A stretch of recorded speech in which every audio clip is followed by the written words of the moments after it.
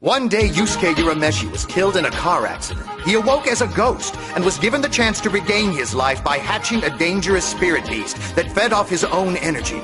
The spirit beast probably would have eaten him alive. But Yusuke used the power of the egg to save Keiko's life and sacrificed his one hope for coming back. Koenma, ruler of the spirit world, has seen Yusuke's selfless act and will give him a second chance.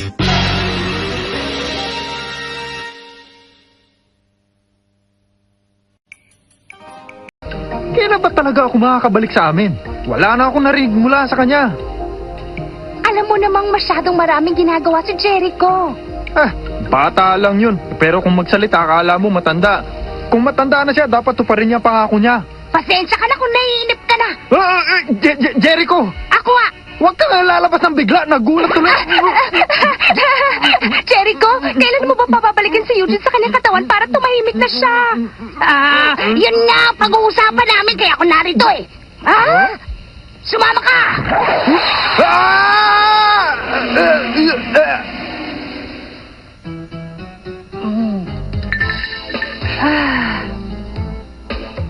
Ano? Ito ang bagong bahay namin Kalilipat lang namin.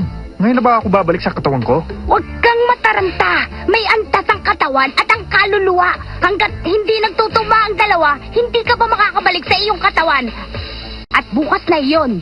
Wow! Bukas buhay na ulit ako! Buti naman! Sandali lang, Eugene. May konting problema pa. Sa kaso mo, medyo may kahirapan. Kapag hindi ka nakabalik bukas, matatagalan ang susunod na pagkakataon. Gano'ng katagal naman? Isang buwan ba? 50 taon. 50 taon? Oo, at para matuloy ka bukas, kinakailangan natin ang tulong ng taong buhay pa. Importante yung lakas na nanggagaling sa kanila. Kaunti lang kailangan para mailipat sa iyong katawan. Ano? Paano mangyayari yon? Teka lang, paano nga ba? Alam ko na, dadaan yun sa bibig mo. Bakit mukhang nagulat ka? Ganoon ang paraan sa pagligtas ng buhay. Pero, Ngayon na.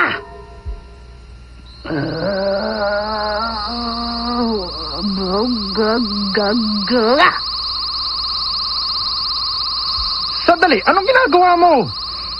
Bubuksan ko ang daan para ang lakas na mula sa mga espiritu ay makakarating dito. Bukas, ang iyong katawan ay magliliwanag. Ngayon, kailangang alam ng 3 taong naghihintay sa pagbabalik mo ang kanilang gagawin sa kanilang panaginip at kapag isa sa kanila ang nakaintindi at hinalikan ka sa loob ng 24 na oras, makakabalik ka na. 3 tao? Ubus na pala. Lalabas muna ako para makabili pa. Eugene, aalis lang ako sandali, ha? Pantayan mo ang bahay, Isa ang mami mo sa 3, kaya lang wala na siya. Oo nga, pero alam ko hindi siya babalik sa loob ng 24 na oras. Sino pa ba ang 2 tao? Yung mga taong malapit sa iyo. Palagay ko si Jenny na ang isa doon at ang isa pa ay si, sino nga ba?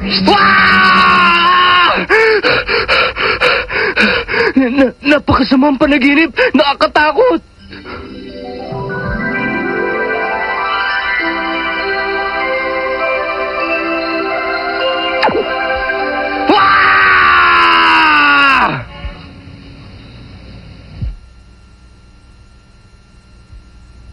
Hindi siya magliliwanag. Panaginip lang yun, akala ko. Ako? Late na pala ako. Makaalis na nga.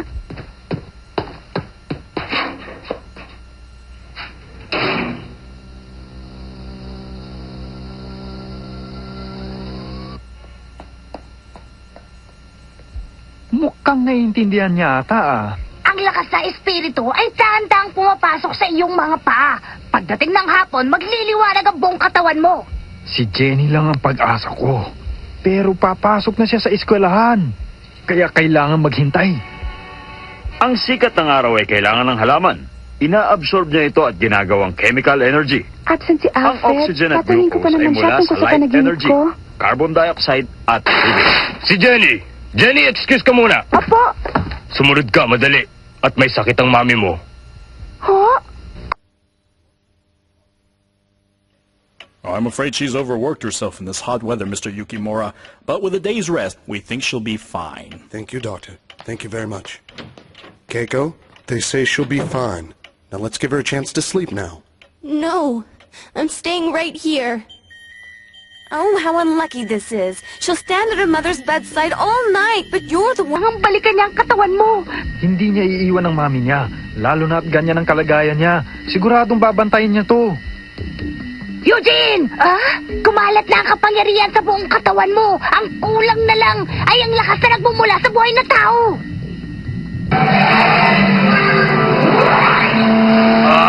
Ayaw mong umalis na! Nakaharang ka na naman! Tumabi ka riyan! Ayun siya! Alfred, wala na akong panahon. Ayoko man pero wala nang ibang paraan. Kailangan halikan mo ako. Please lang, puntahan mo ang katawan ko. Sige pa! Sige! Ayaw mo makinig? Para yatang biglang lumamig Ayan, nararamdaman niya na ako. Mabuti to para malaman niya. Giniginaw ako. Makalabas nga muna. Hindi naman yata eh. Ay, hindi! Mami, makinig ka! Ngayon na uli ako mabubuhay, kaya pagbabukas mo na ang pagkasay ang ginagawa mo! Victoria, kwento ka pa. Napakalakas mo palang uminom. Oo nga! Ay, ubos na! Ay, 1 round pa! Dapat lang, ituloy ang ligaya! Tayo! Hindi siya pwede. Sa palagay ko, Eugene, si Jenny lang ang pag-asa mo para makabalik ka pa. Pero wala siya sa kondisyon dahil sa mami niya. Anong gagawin mo, Eugene? 11:45 na! 15 minutos na lang. Kailangan gumawa kami ng paraan para makabalik siya. Alam ko na, Eugene! Sandali, Charlene! Maghintay ka lang! May naisip akong paraan! Ano kayang naisip niya? Gabi na pala. Eugene? Ha? Eugene? Puntahan mo si Eugene. Bilisan mo. Wala nang panahon hanggang 12:00 na lang. Pag hindi mo siya hinalikan, hindi na siya makakabalik. Ang panaginip ko.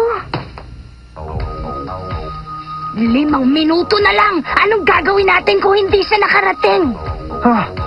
Hindi ko matitiis na maghintay si Jenny ng 50 taon. At kapag nangyari yon, kakalimutan ko na lang siya. Jenny! Hinamit ko ang katawan ng mami niya para ipaalam sa kanyang kailangang mangyari.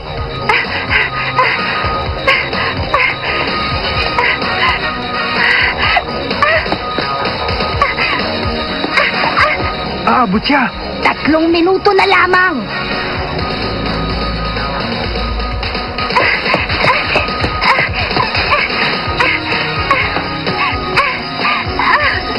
Bilis, Jenny! Wala nang oras! 2 minuto na lamang. Nasa na susi?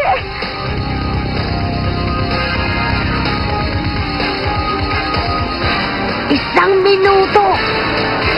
Dali!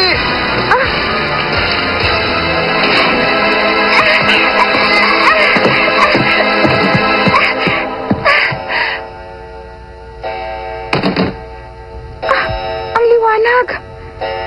Eugene!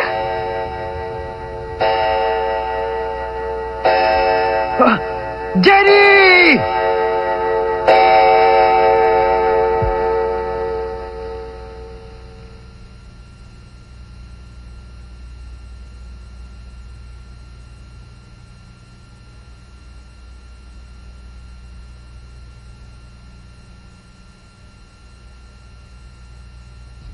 Bumalik ka na, Eugene.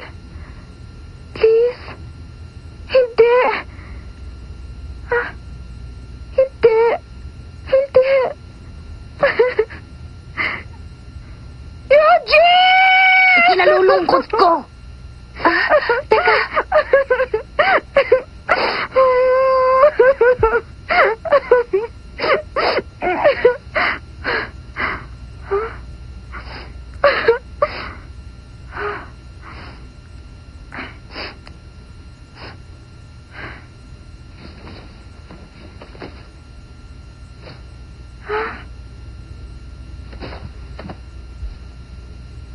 Jenny, kumusta?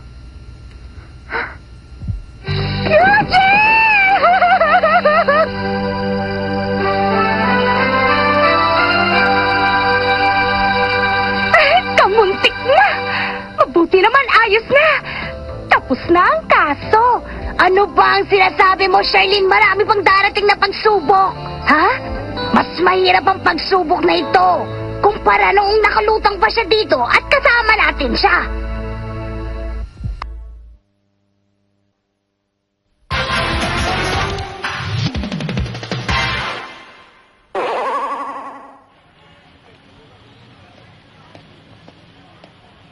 My feet are so heavy, they're stuck to the ground.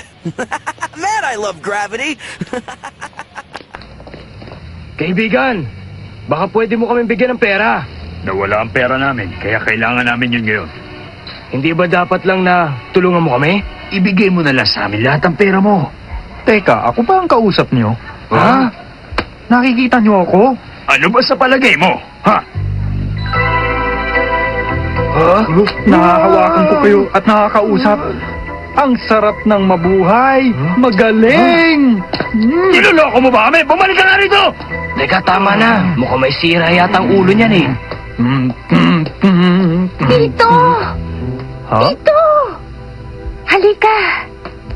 Ako ba? Oo. Ano ba yan?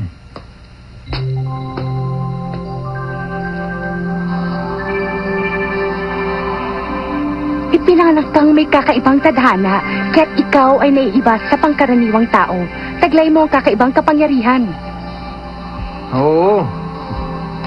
Magugulat siya pag nalaman niyang kagagaling ko lang sa kabilang buhay. Mayroon kang isang mahalagang misyon na dapat mong tapusin. Sandali! Kinakausap pa kita! Pasensya ka na pero hindi ako interesado sa mga spirito o misteryo. Makapagkape nga. Yung mga nasa loob, mga taga-kabilang eskwela. Oo, medyo madalas nga ang punta nila dito eh. May binabalak sila laban kay Alfred at para sila maging siga dito. Kung nabubuhay lang sana si Eugene.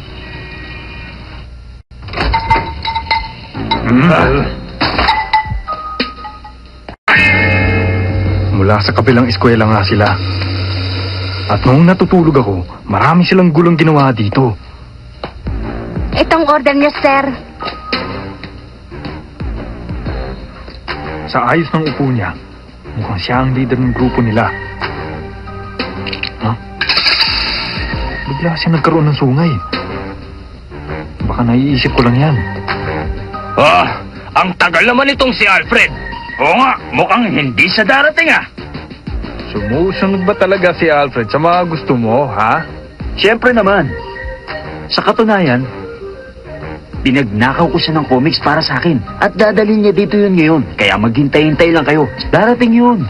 Hindi siya ganun. Hindi siya nangunguha ng mga bagay, lalo na't hindi sa kanya.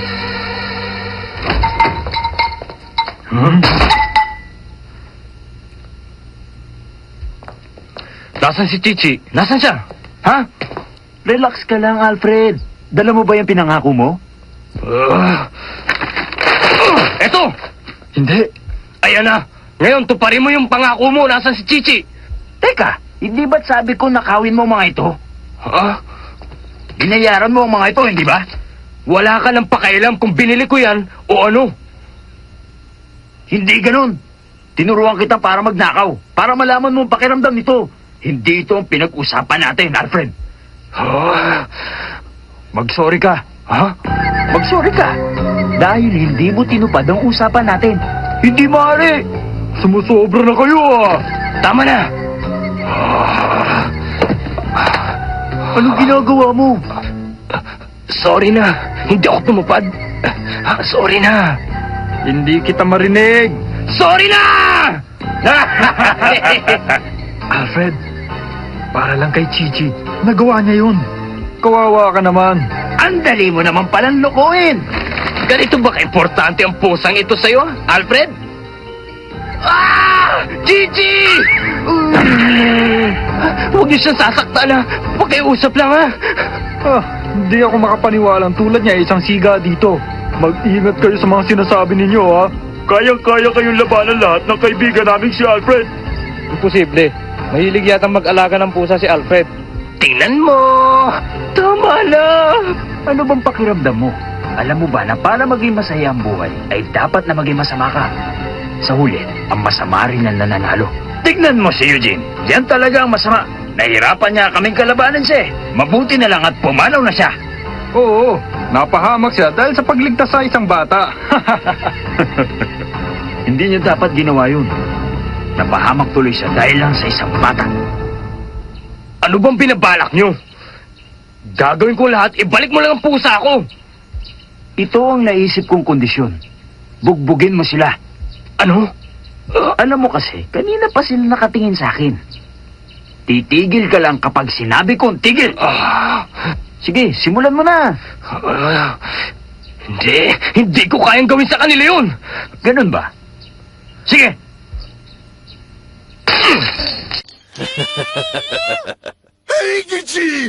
Hit them or else say goodbye to your cat. Hit us, Kuwa. Mo na! Pag nakuha na natin si Chichip, magbabayad sila sa atin. Sige na, Alfred, gawin mo na. Hindi! Hindi po pwede! Umpisan mo na ngayon.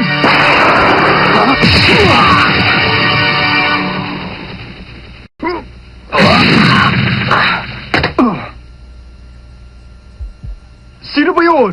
Sino ka ba, ha? Ako.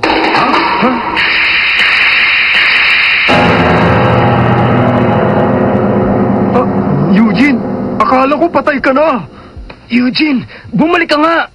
Oo, narito na ako at lagot kayo ngayon. Oh!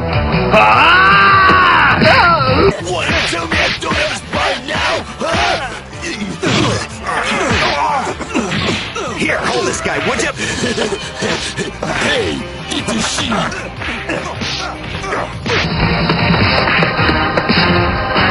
Iniiwan niya mga kasama niya.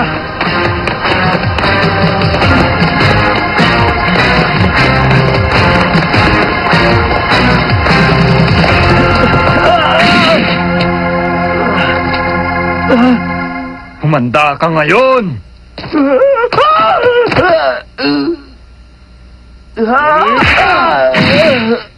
Pati ang pusa ginagamit mo sa kasamaan at nang iiwan ka pa ng kaibigan.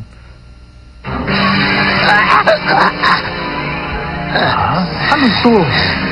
Imposible!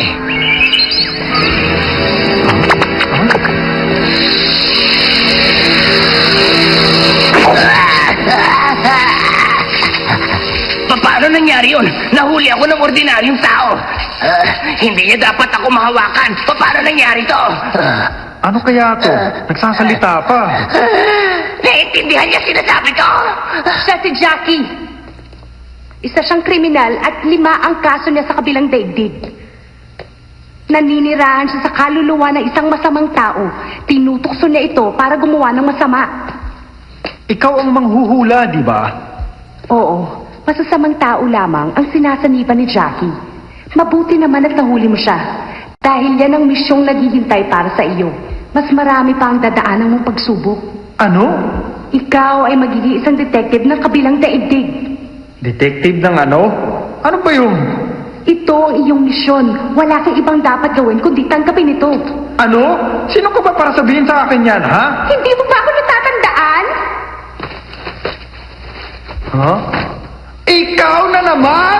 Ako na nga si Charlene. Mabuti nakita tayo muli. Ha? Anong nangyayari? Eugene, makinig ka! Huh? Ha? Sinabi ko sa'yo na sa pagbabalik mo ay may misyon kang dapat harapin. Ang mga kasong tulad ito ang iyong lulutasin. Kaya dapat na maghanda ka lagi. Eugene, si Shirley ang magdadala ng mga kasong iyong haharapin. Ito ay kailangang lutusin mo at gawin. Dahil ikaw ay isa ng detective ng kabilang daigdig. Alam kong naipaliwanag na sa'yo ni Shirley ng lahat. Pagbutihin mo sana, Eugene. Sandali! Ako ang bahala dito. Ilalagay ko ito sa dapat niyang kalagyan para hindi ka na mawala pa. Sandali lang, Charlene! Kailangang harapin mo ang bawat kaso na darating na may buong sigla, Eugene.